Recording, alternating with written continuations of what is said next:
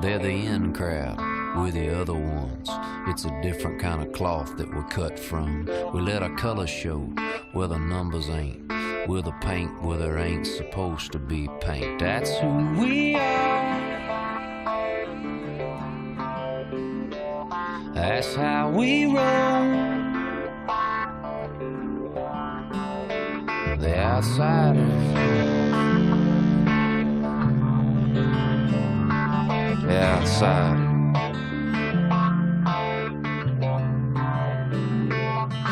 I will get high and I'll never get stained when we saddle up and ride 'em in the pouring rain.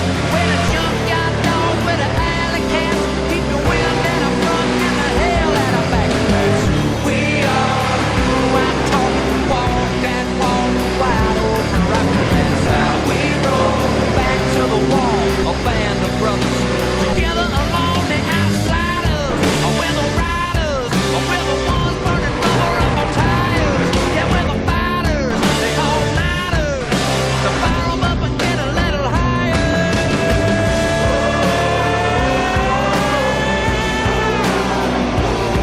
The outsiders. The outsiders. You're gonna know who we are.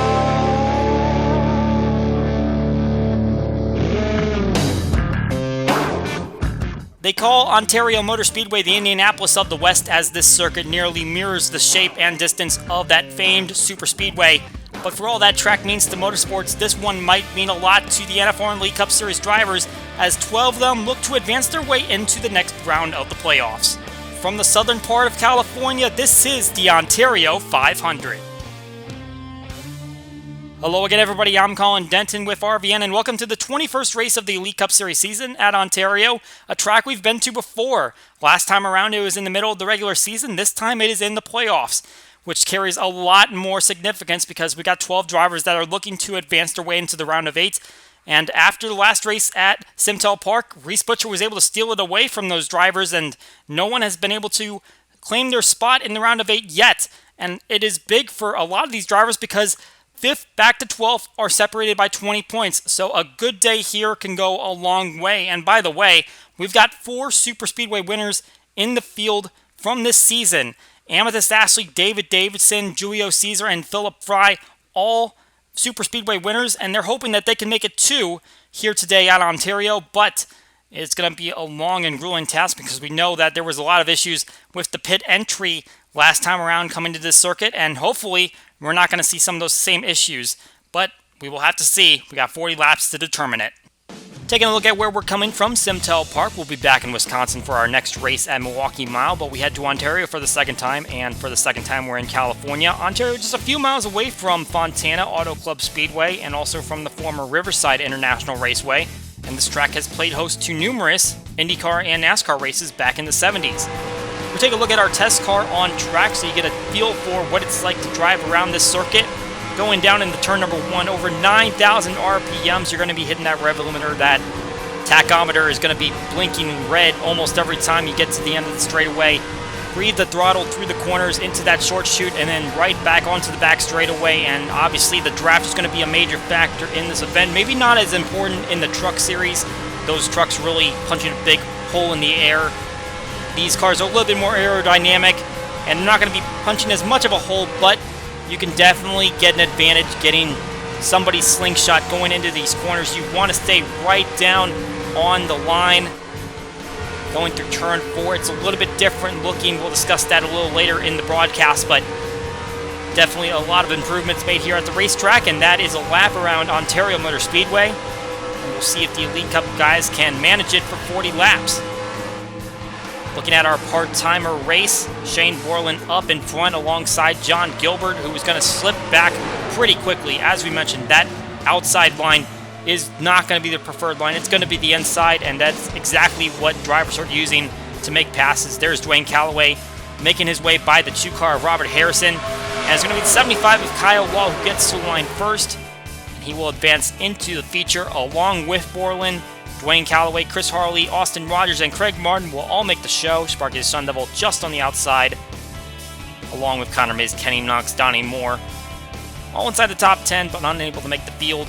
Gilbert dropping all the way back to 13th after starting on the front row.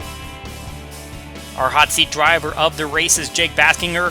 Great playoff so far, a runner-up at Texas World. Only weak spot Toronto Lakeshore, but still all 4 races, these playoffs inside the top 20, so definitely a contender. And he's going to try to stay up in the points. He's currently 4th at the moment as we take a look at those standings. John Arndt at the top, Philip Fry at the back, but realistically, there is so little separation between those drivers at the cut line. 5th through 12th separated by 20 points. One wrong move in today's race and you can find yourself at the back. Who will take the victory though? Will it be a playoff driver? Time to find out. Let's go trackside for pre-race festivities. And now, for the most famous words in motorsports, please welcome your Grand Marshal, leader of the famed Alabama gang, Bobby Allison. Crank them engines. Crank when you're ready. Crank when you're ready. All right, fire it up, bud. There's command. Crank. Get fired up. Two-time Ontario winner Bobby Allison on the command. Now time to take a look at the starting grid. Starting on pole is Allison Rain in the number 6 Victoria's Secret Ford. First pole of the season, second in her career. And Craig Martin in the number 38 Loves Ford. Barely got in through the heat race, but laid down a big lap just like Colin Murphy did in the truck race. Row number 2 has the NASCAR winner Jack Krause and David Davidson, the highest playoff driver on the grid. In row 3, Mitchell Mark broke his 4-race streak outside the top 20, finishing 11th last race, and Philip Fry, 3 top 10s on superspeedways for the Chase contender. 2 more playoff drivers in row 4, Jack Porkins, 3 straight top 15s, and Bernard DeBarros, 7 straight top 20s.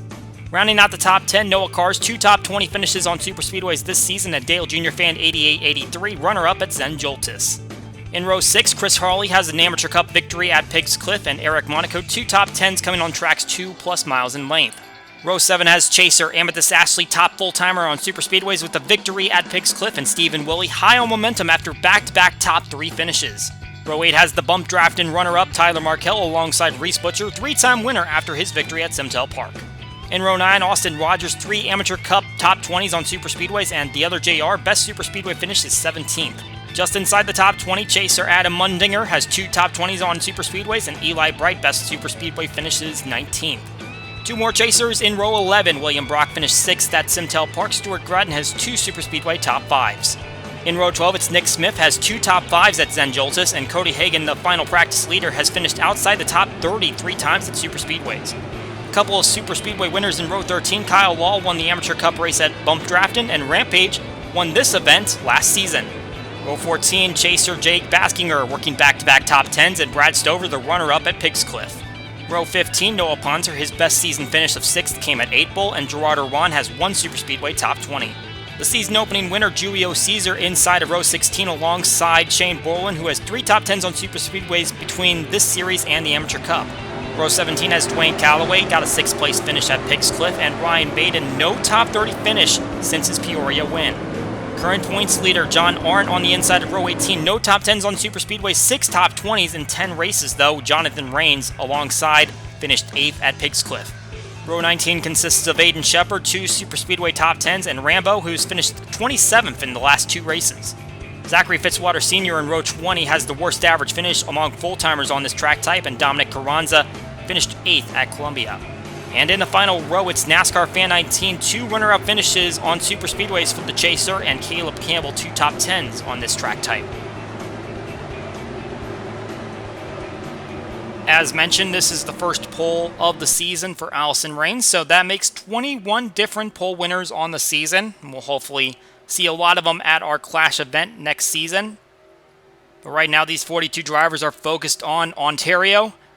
And we now have our 12 playoff drivers onboard cameras activated over on the NFRN channel. Head over there and you can watch this entire race from onboard your favorite driver. And it's going to be an intense one. 40 laps around this 2.5-mile circuit. Waiting on the green flag, and there it goes. We are live here for race 21 on the Elite Cup Series season.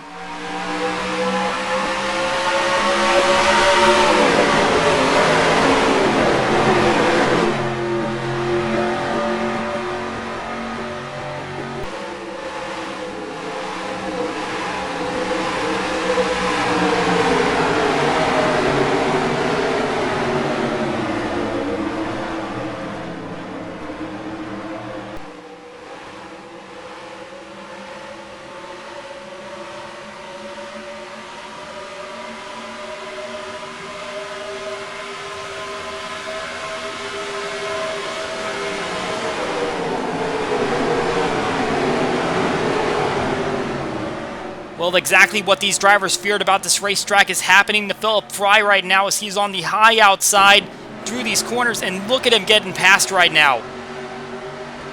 He started up in the top 10, and he is sliding backwards in a hurry. The way they started the race, he was only a point back of the cut line. Now he is 22 points back of the cut line. So right away, he's going to have some work to do if he wants to get back into contention. Allison Rain led the first lap, but Craig Martin immediately shoots through in turn 1, grabs the lead, and Jack Porkins making contact with the outside wall. That was a pretty heavy shot. And right there, a bold move by Ashley to get by Noah Carson, now trying to take advantage of the 04, getting into the wall, losing that momentum down the backstretch. But at the moment, she has no drafting help as the 44 stays with the 04. And it looks like she's going to have the advantage going down into the corner. The 04 just lost too much speed going through that short chute, but that's going to be a cause for concern for the 04 car. But it doesn't look like it's going to cost him too much as now he slots in the line. The front group seems like they've gone single file, while the back group is a little bit more double file. The truck race was a little bit more packed up, but like we said, the draft is going to be a little bit different between these different race cars.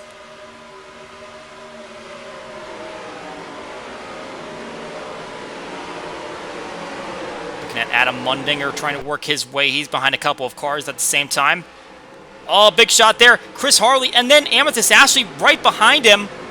And Jack Porkins will go back to that spot, and Bruno De Barros, Ashley's teammate, is going to take over another spot, and here comes William Brock. Ashley just getting passed all over the left side by several playoff drivers. As now the 57 has a little bit of damage from hitting the outside wall. So now we thought that turn 4 was going to be a little bit of a calamity corner, but looks like coming off of turn 1, going into that chute, that might be the issue. As now Ashley is on the high outside, and there's a crash in front of her. Nick Smith and Austin Rogers. And the 18 catches a little bit of air, but he's going to drive away as the 10 of Austin Rogers comes to a stop up against the wall. And the leaders will take the caution. Craig Martin apparently out in front.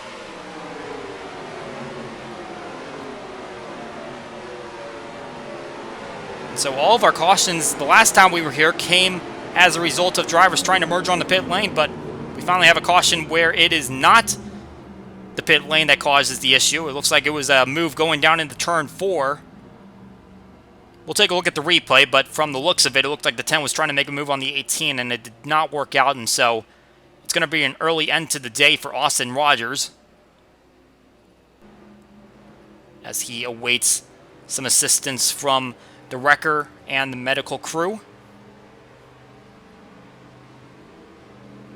But these drivers now at pace speed. For the first time today, Truck Series went caution-free through their 20-lap event, and only 3 laps into this one, and we've had an incident.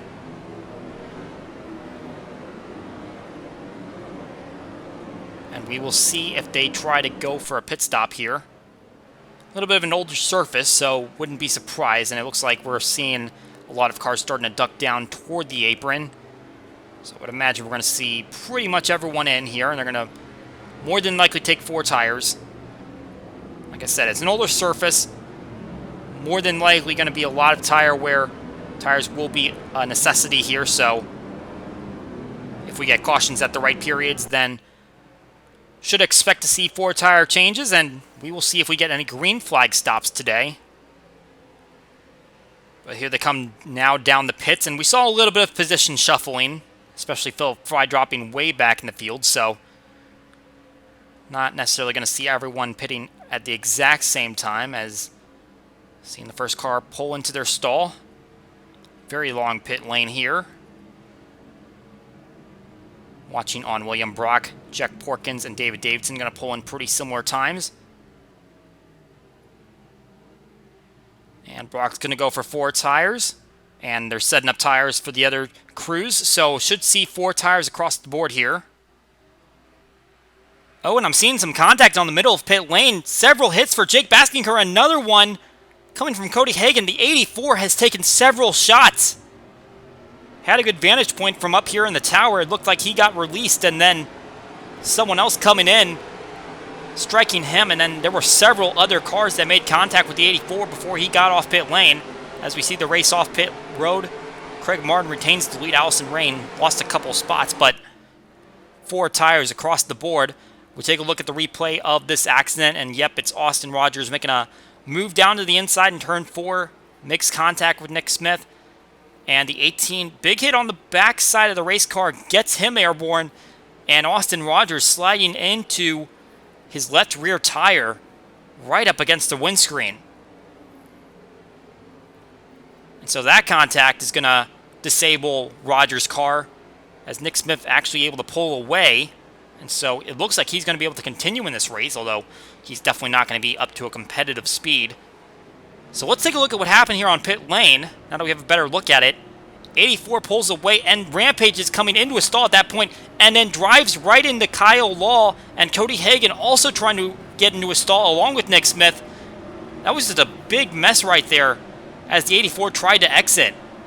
Well, right on board, he's our hot seat driver. Look at what it looks like from inside his car.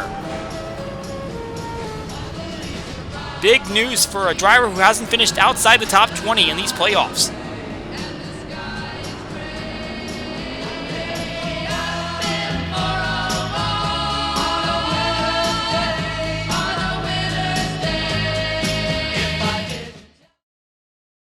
Hey, I'm just gonna take it for a spin. Yeah, okay, sure, Dale. Hey, it won't start. It's a hand scanner, Dale, remember? Can't be too careful. What's going on?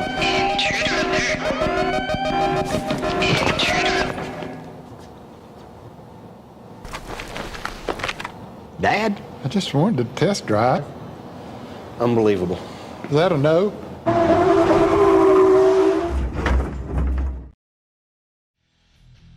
Well, let's have a little history lesson on this racetrack. Taking a look back to last year's highlights, and really the highlights were this turn 4 entry on the pit lane. All of the incidents were taking place as the drivers were trying to merge down and get their green flag service, and it just caused a mass amount of chaos.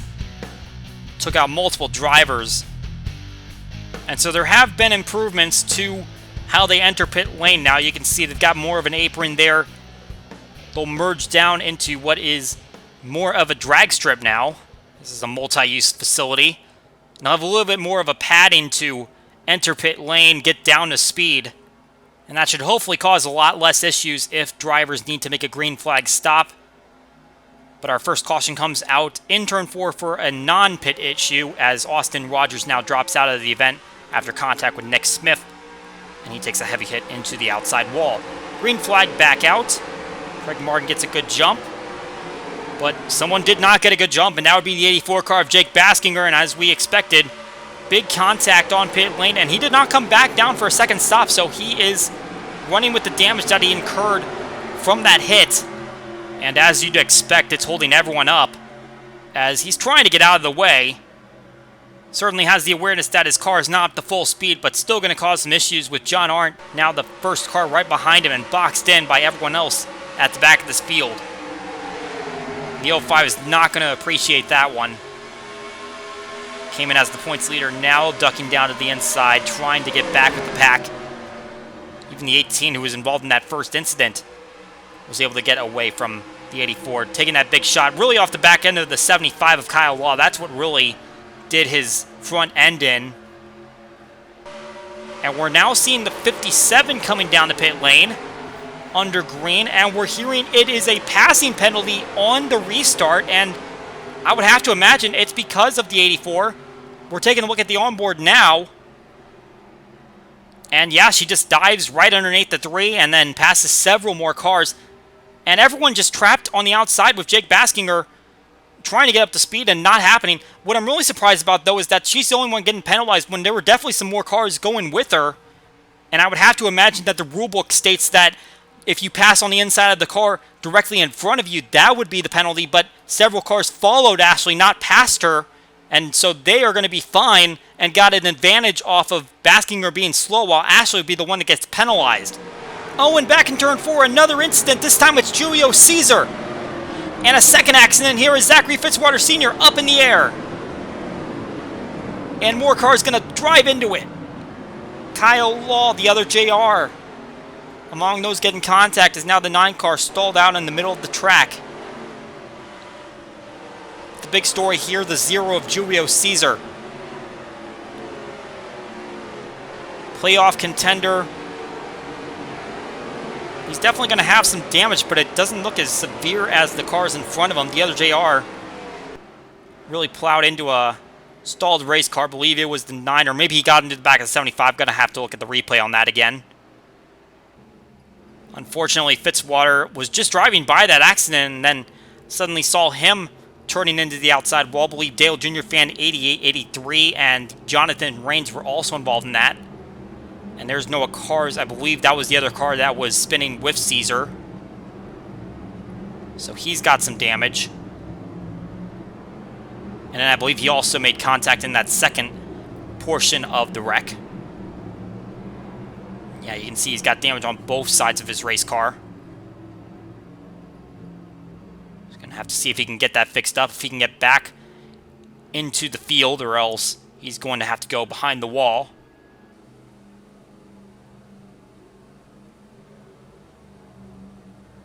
So back down the pace speed for the second time today, as Craig Martin still leading here at Ontario. He'll lead this whole group back in the pit lane. Once again, everyone coming down for service.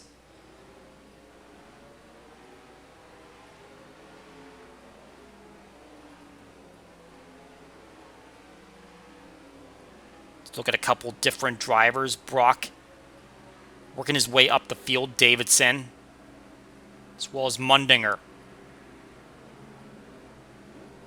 Brock going to hit his stall first.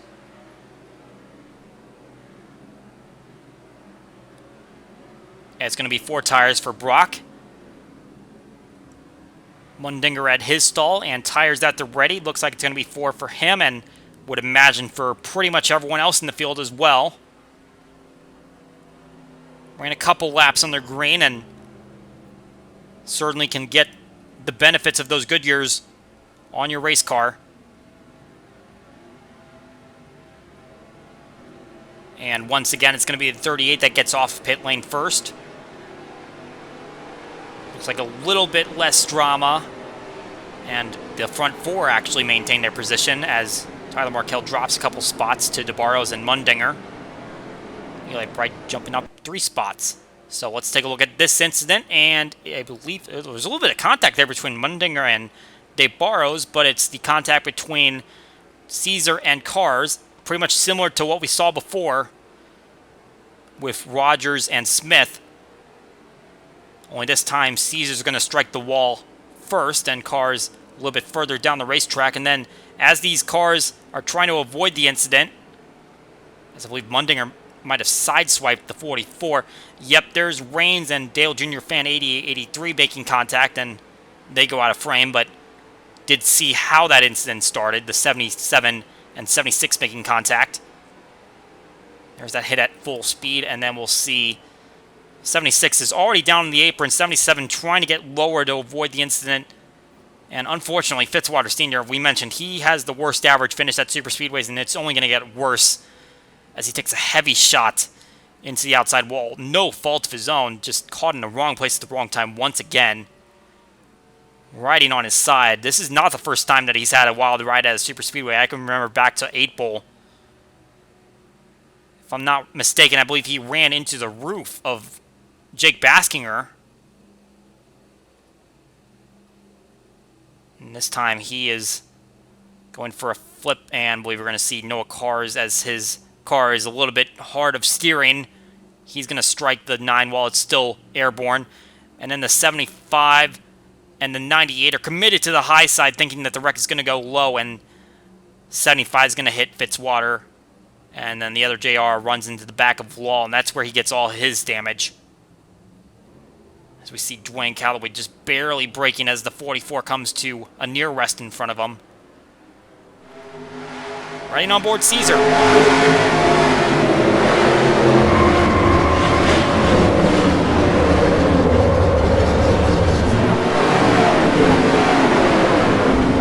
Second caution coming out only about a quarter of the way through this event at Ontario.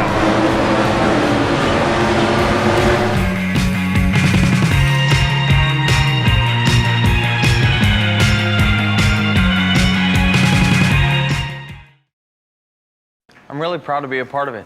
Love, it's pretty amazing. Her name is Amanda Brookman, and she is my destiny, although she may not know that, per se. So you can go online and make any kind of car you want. I made a love car. Do I think they stand a chance? I mean, who doesn't love love? I love love. What will you design? ToyotaRacing.com. Who? So we showed you the pit lane chaos that was last year's race at Ontario, but how about the circumstances that led to Rampage's first victory? Gabriel Wanderley had the lead, but he decided that he was not going to make it to the checkered flag even as they ran and finished under caution. So he came down for service, the one stayed out, and he was able to claim his first career victory that led on to a title in Season 1. However, it is not going to be a repeat this season, for the title at least, as he is already out of the playoffs. As you can see, a terrible stretch, 7 times outside the top 20 in the past 7 races. Allison ranks a little bit worse at the moment, out of the playoffs in the first round as well. I don't think either of those drivers, though, are going to catch Stephen Willie and his terrible regular season. We see the drivers out of the race now. The other JR, Jonathan Rains, Kyle Law, and Zachary Fitzwater Sr. will all not return to this race. But we go back to green flag racing, and you can actually see that the 34 of Jet Krause is out in front. We had to go back and look, and I believe it was in the corner of the screen, but he was actually coming in the pit lane in front of that accident. He was able to get his 4 tires changed and get back on the racetrack and not have to pit, so he grabbed the lead. And supposedly he was reporting a vibration, which would make sense because he had just come in that caution prior and gotten 4 tires, and he was still up there near the front of the field, but he caught a little bit of a lucky break with the fact that they crashed right behind him, and he was able to go ahead and take the lead instead of lose all that track time. But it looks like that's going to be short-lived as the 38 pushes down to the inside, and he overdrives the corner, so the 34 way outside as William Brock tries to take the lead over. 38 dove it a little too deep, and he went up the racetrack, and that opened the door for the 23 of William Brock trying to lead a lap here and grab a bonus point. And it looks like that's going to be right in hand. You know, he's got a big draft coming to his inside. If he's smart, he's going to change lanes here, but maybe not. He's going to have enough time to arc the corner and maintain a lead over Mitchell Mark, as now the 57 back down pit lane. And we're hearing that she did not take tires during that last caution. That just does not make any sense. She was able to stay on the lead lap despite the penalty, but now that 57 crew is just going to waste even more time coming down for that service now. Just inexplicable mistake there by that crew, as now the 5 diving down to the inside of Brock, and Mark takes over the lead with one fell swoop through turn 3. And so Brock will go back to second place, but he leads the lap, gets the point. So that's all he really needs there. Obviously, he wants to go for that victory, but he's at least got one more point in his bucket, as Ashley now pulling off pit lane, but it seems almost inevitable that she's going to go a lap down, and you just can't excuse that. Just take your tires when the opportunity presents itself. You caught a bad break there with the cars all stacked up. Took your penalty, still stayed on the lead lap, but now you just gave it all away there by not taking tires, and you got to hand that to the crew in terms of making that mistake. As we see William Brock trying to work his way back toward the 5. He takes a little bit of a lower arc into the corner. Right now the 57 still out in front of these leaders, but just barely. She's going to have to hope for a caution right now because they are charging. They've still got full speed, hot tires. Front 3 lined up in a row right behind Ashley, and another 3 coming from behind, and here comes Mark to the inside. Brock even looking a little bit lower, thinking about a move, but 3 wide into turn 1 just does not sound like a good time. And it looks like all 3 of those drivers will clear Ashley, getting out of the corner. Contact from Mark into the wall, and Brock makes contact with Mark, and he goes for a slide way up the racetrack, and Davidson shoots to the lead. Well, I thought the 57 wasn't going to play a factor into that, but apparently she might have, because Mark seems to have made a misjudgment coming off the corner. And the 23 was expecting that the 5 was going to hit his marks. And unfortunately, the 23 shoots right into the 5, goes for a big slide and right up the racetrack, and now the 11 takes advantage, and he's going to lead a lap and get a bonus point. 11 second in points, at least the last time they came through, as I believe Martin just got a little loose off of 4 and made contact with the wall. He's sliding backwards. Davidson, the Zen Joltis winner, but this hasn't been a track type particularly well to him. 3 times he's finished on super speedways 33rd or worse. Hoping that this is going to end up being one of the better ones for him as DeBarros tries to make a charge. He's going to want that bonus point as well, as he is 20 points above the cut line right now. And just looking at the cut line, Julio Caesar 3 points above had that accident that brought out that last caution. He's still on the racetrack though, and he's going to hope that there's a lot of cars that drop out so he can continue to gain some points. Mundinger could still gain ground. He's up in the 9th position. Baskinger with a bit of damage that's going to slow him up, as Mitchell Mark is now slid behind NASCAR Fan 19. We see that Ashley is still fighting to get back on the lead lap. Oh, a slide off the corner. Reese Butcher way down on the racetrack. And now contact into the wall. Dominic Carranza sideways. There goes Allison Rain and Eli Bright right in front of the field. Spin by Chris Harley. One car also involved. Oh, Nick Smith plows into the back of the one car. And a chain reaction there.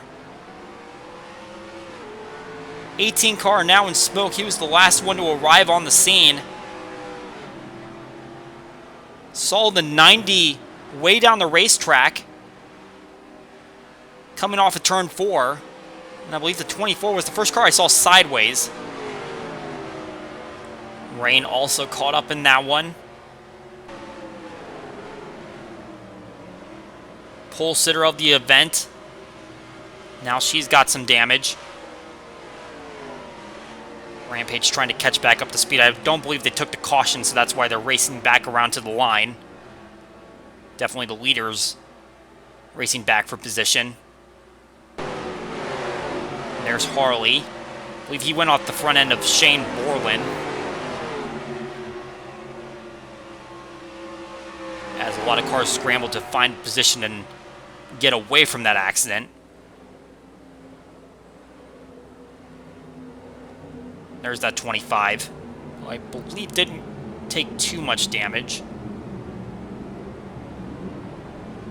Just trying to eyeball it. Eli Bright, though, we did see him sideways make some contact.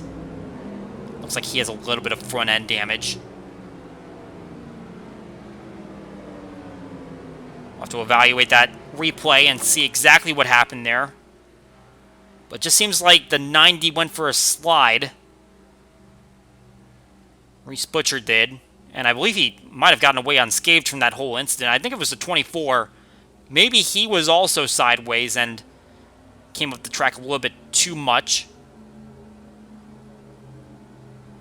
And that ended up putting him and a lot of others in the wall, as we see a lot of cars coming down. I see the 78 of Philip Fry is staying out on the racing surface, so it looks like he is not going to stop here. Which is an interesting play, but it looks like it might be a strategic one. Try to get a bonus point.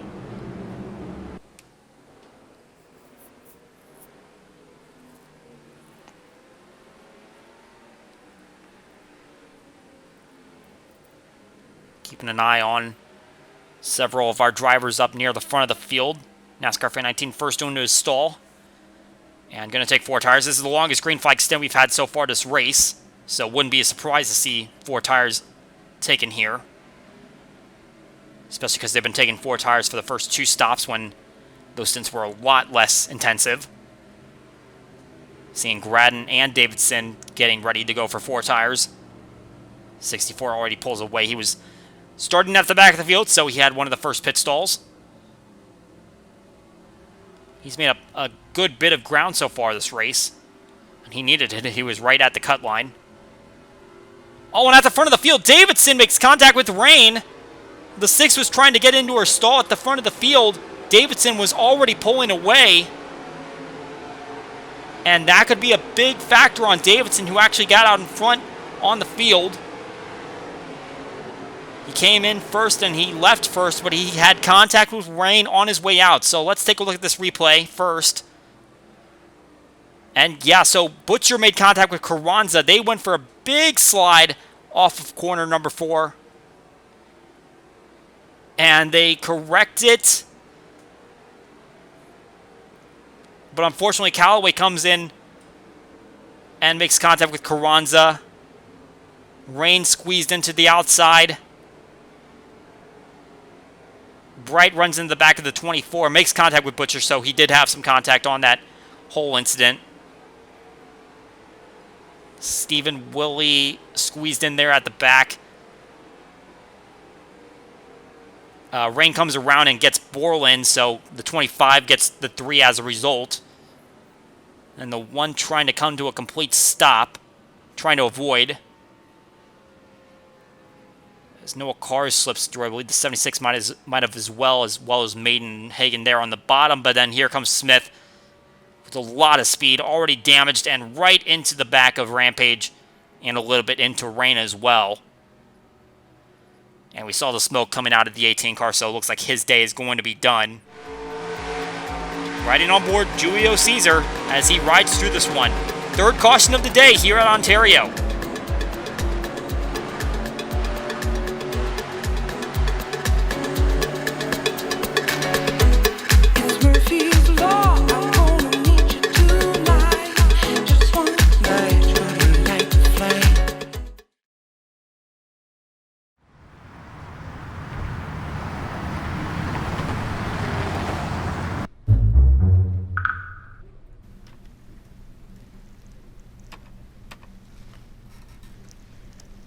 Where's the queue?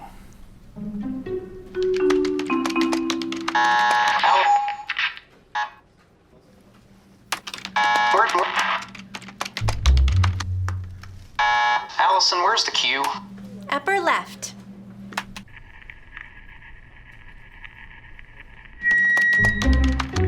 Next to the W. Oh. Thanks. Thanks.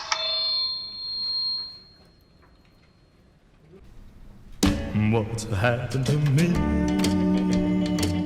It's funny that you're right. You're loving me now, seem to be a grueling. If you are not currently involved in the NFRN and would like to get involved in the late stages of this season, link down in the description. You can sign up for our part-time truck series qualifying if you are not already signed up for it or involved in one of our full-time series. Deadline for race number 14, 2 days away. We return to Ontario Motor Speedway on lap 24 when the green flag comes out. Nick Smith, the only driver to drop out of the race after that accident. Everyone else that was involved is still in it.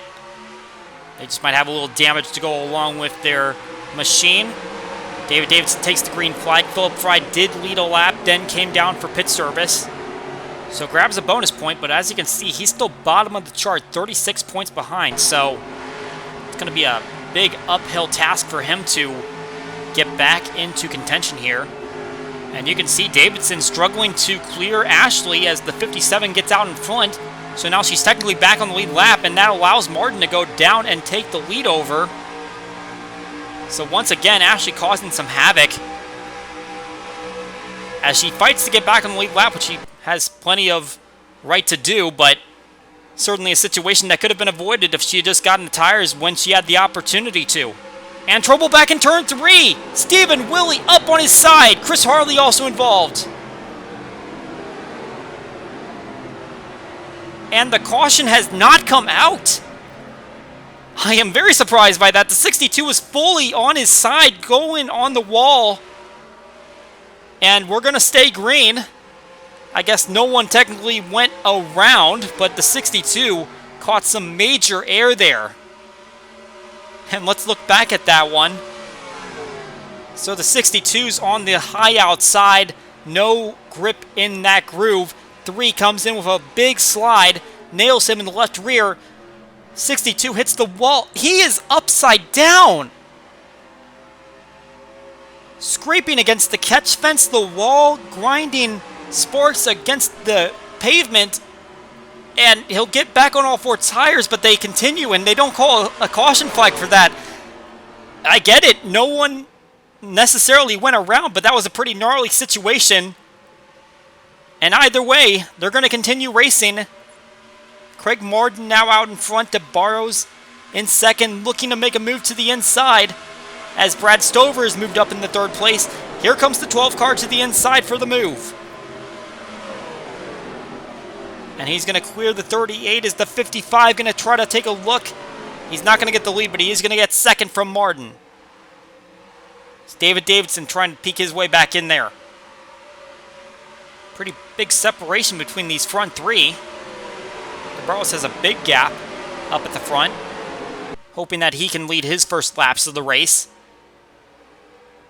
and grab a crucial bonus point. Still 20 points up on the cut line. There's still a big stack up in the middle of this group. William Brock leading that charge as he's in 8th place at the moment. That is one spot behind where he finished here last season. And actually, now that we're updating the leaderboard, he's in 6th, so one spot ahead of where he finished one season ago. But now we see a run and contact from Reese Butcher. Ron got by cleanly. Butcher did not, as he was trying to make a move to the inside. Now John Arndt shoots his way to the inside of Jack Porkins, who's on the outside line. Neil Ford is really struggling at this moment in time as his teammate goes by on the inside as well. And it's not going to fare any better going down into this next corner. Continues to be on the outside, and his teammate joins him, but I don't know if that was necessarily the best move. Outside, definitely not where you want to be on this track, and I think the 29 trying to help his teammate is going to regret that decision. All in contact into the wall. Jake Baskinger, Stephen Willie. Willie just had the incident back in that corner, and now he's had another one, this time with Jake Baskinger. That looked like more of a wall scrape, so understandably not necessarily a caution needed for that one, but we remain green once again as both of those cars try to get back up to full speed. Baskinger already having a rough day with that pit lane contact, just 1 point above the cut line. And now a problem in turn 2, Mitchell Mark and Ryan Maiden. And Gradden caught a piece of the 5 car.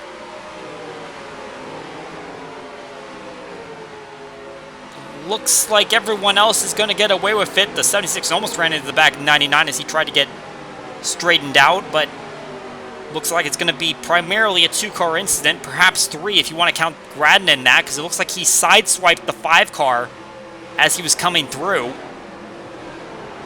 And now a big tire mark on the side of the 5's door,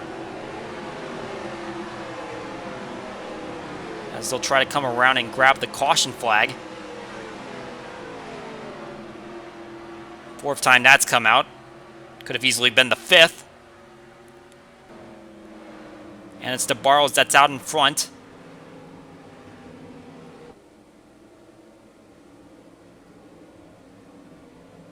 So he will have the advantage going down in the pit lane.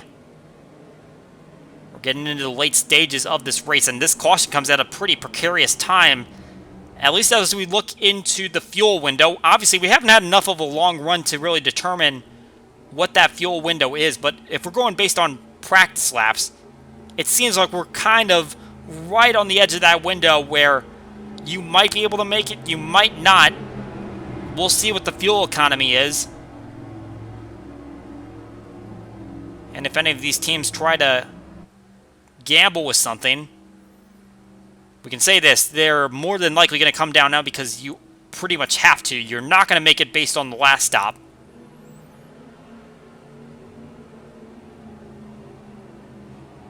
But let's see if they can get these tanks filled. All the leaders coming in. We'll see if anyone's going to hang out there.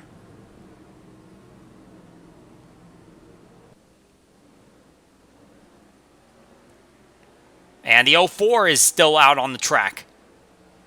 So Porkins is opting to go for a lead lap. He does not have one so far this race. So he'll opt for a bonus point. as we watch DeBarro as Brock and Gradden take their service.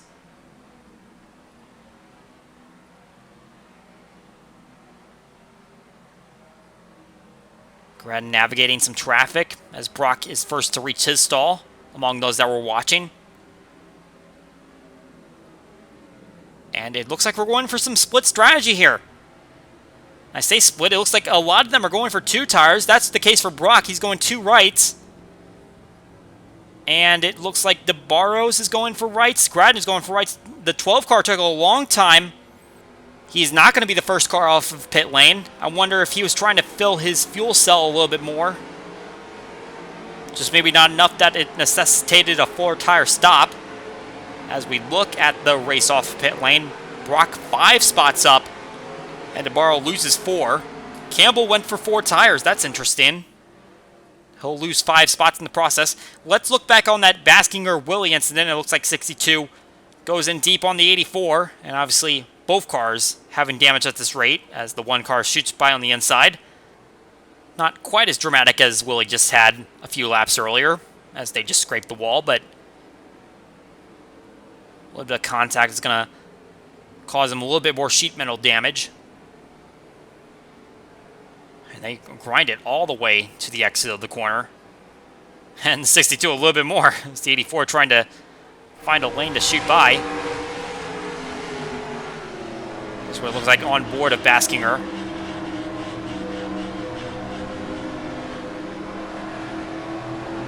Can't imagine he appreciated it that much.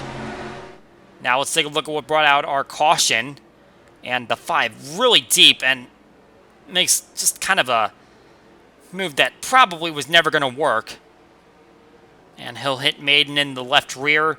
They will both back into the turn 2 wall. 99 catches a lot more air than the 5 does, even though both do. And looks pretty reminiscent of what Willie just did in turn 3. Except this time you definitely have a car facing backwards, so that will bring out the caution this time. And then we're going to see Gradden come in the shot as the 5 is just kind of trying to save the car. Not entirely in control here as the 29 sideswipes him. And that will send him back around. Not sure what kind of damage Gradden got because we were watching his pit stop and it didn't look like he really spent that much time doing any damage repair, so he might be fine, but it's the 4th caution of the day here in Ontario. Hopefully our final restart coming up.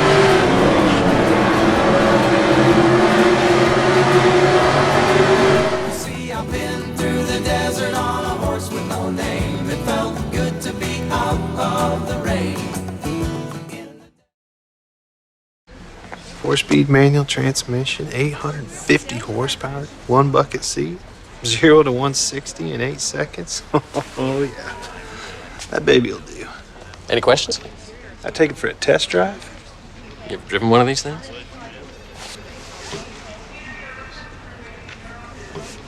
I'll get the keys. She don't take keys.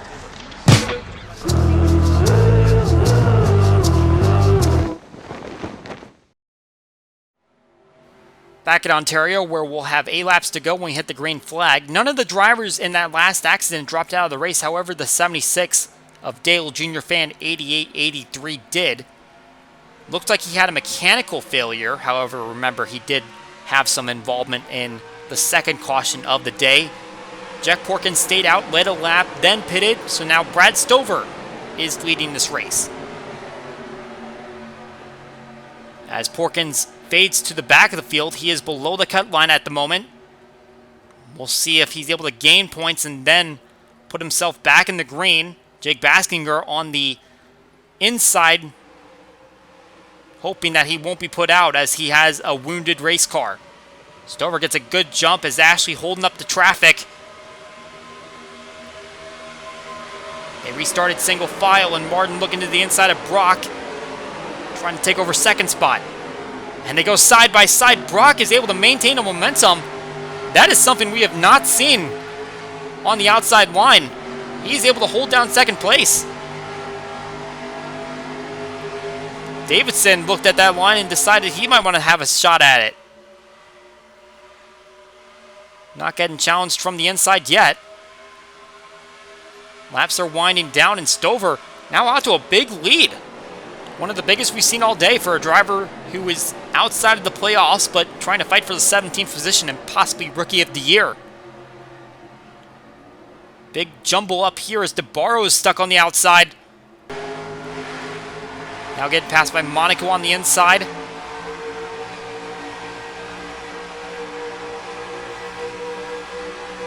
NASCAR Fan 19 able to shoot by both of them since the lap started, so 64 working his way up as he is in cut line danger. Suddenly it seems like turn 3 has momentum on the outside, as I saw Tyler Markell making a move to the inside of DeBarro's, but all of a sudden the 12 car just shot forward and maintained that position. Something to keep an eye on as these laps wind down. Still a big pack near the back of the field. Cut line down to 2 points as Porkins trying to work his positions up.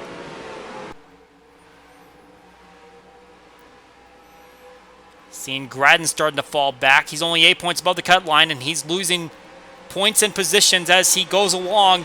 Now the 6 car underneath. And Erwan right on his back. And there's Julio Caesar trying to limp his wounded race car home. 13 points above the cut line. Here's a move from Ashley on Stover to try to get back on the lead lap. At this rate, I believe that a caution would negate any advantage of being back on the lead lap. So that was a big advantage for William Brock trying to get past Stover, because the 55 had a big lead there. And now Ashley has forced him back toward the 23 car. And the 55 is going to try to get right back to her. Not able to complete the move. Riding on board Brock. He's looking for an opportunity to pounce. Got the victory at Riki. And that's a track that's not necessarily classified as a super speedway, but for the racing that it provides, it kind of operates like one. And he's using the experience he got there in trying to make a move toward the front and get victory number 2, and one that will advance him into the next round of the playoffs. Side by side for turn 3, and contact! Stover made the move. Ashley had to get out of the gas, and Brock door slams her. And that will force the 57 out of the way as Martin trying to get by her. She runs in the 3rd position. Her teammate DeBarro's back and forth. Still a long ways to go for him, as 4 laps to go in this race. And the one thing that's missing for Stover this season is a victory. 4 top 5s, 8 top 10s. Things just kind of went sideways when it came to getting into the playoffs. And amazingly, this is his worst track type, 25.6 average finish on the super speedways. He was a runner-up at Pigs Cliff, but all the other finishes really not that impressive. So to come up through this field and lead laps looking for that victory, this could be a big day for this driver.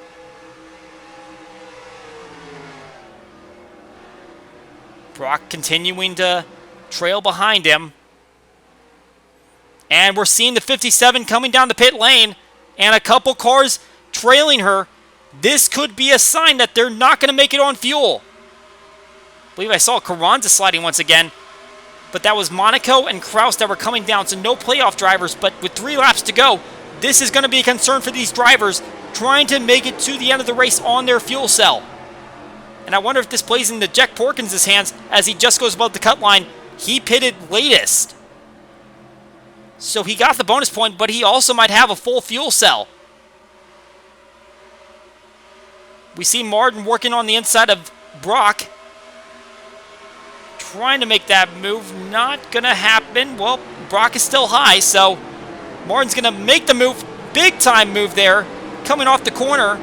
And the 38 in the 2nd place. And Stover coming to pit lane. All of the leaders coming to pit lane. That's at least the top 4. And I believe that is Ponser that is first, that is still out. Followed by Butcher and Callaway. So with 2 laps to go, a lot of playoff drivers in the pits. Concerned that their cars are going to sputter while they're out on track. There is Stover in. I see NASCAR Fan 19. Brock, DeBarros, Davidson, Gradden. And Porkins is also in there. I'm very surprised to see the 04.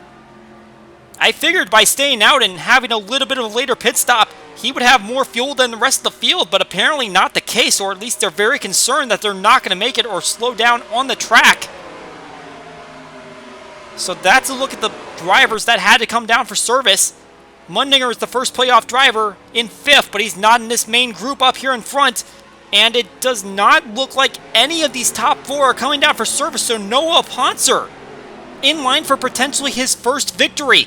But Reese Butcher trying to get his 4th and back-to-back. White flag is out. 92 in the lead, 90 chasing. Here comes Campbell trying to make a move to the inside on Butcher. They're going to go by the 04. He's going to go lap down. Campbell can't complete the pass, and Butcher is gaining ground on the 92. If Butcher were to win back-to-back races, that would be the first time in the Elite Cup Series history. Not in the league's history. Kyle Law did in an amateur. But if he's going to make a move, he has to do it down into turn 3, or else he's not going to have the chance. Here comes Caleb Campbell to the inside. And the 90 has to get out of the gas. And that opens the door for the 92. Campbell's going to pass Butcher, so is Callaway. But coming off of turn number 4, the fuel is going to hang for Poncer. A maiden victory in the Elite Cup Series here at Ontario.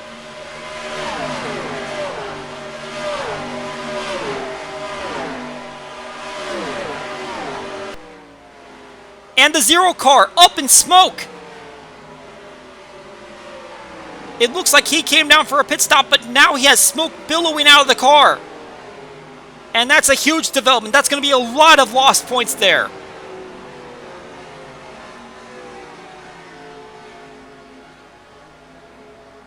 He's going to limp it back home. He had problems earlier in the day. But for Noah Poncer, it's win number 1 in the Elite Cup Series. This is, in fact, his first top 5 in the series. It seemed like he had a decent chance to go for a victory, possibly at Simtel Park. That did not pan out, but today, it all went his way. As he goes to victory lane, Caleb Campbell will end up in the 2nd position. That's a career best finish for him. Dwayne Callaway able to swipe away 3rd, as Butcher had to get out of the gas, just didn't have the momentum there. He'll end up 4th, and Adam Mundinger ends up in the 5th position. He's able to have his gas last all the way. Philip Fry got a bonus point and then ended up in the 7th position. That's a good chance for him to advance. And John Arndt didn't really talk about him all day. He was kind of silent, slowest in the final practice, but he got the 9th position today, and that's all he needed to hopefully pad his way into the next round.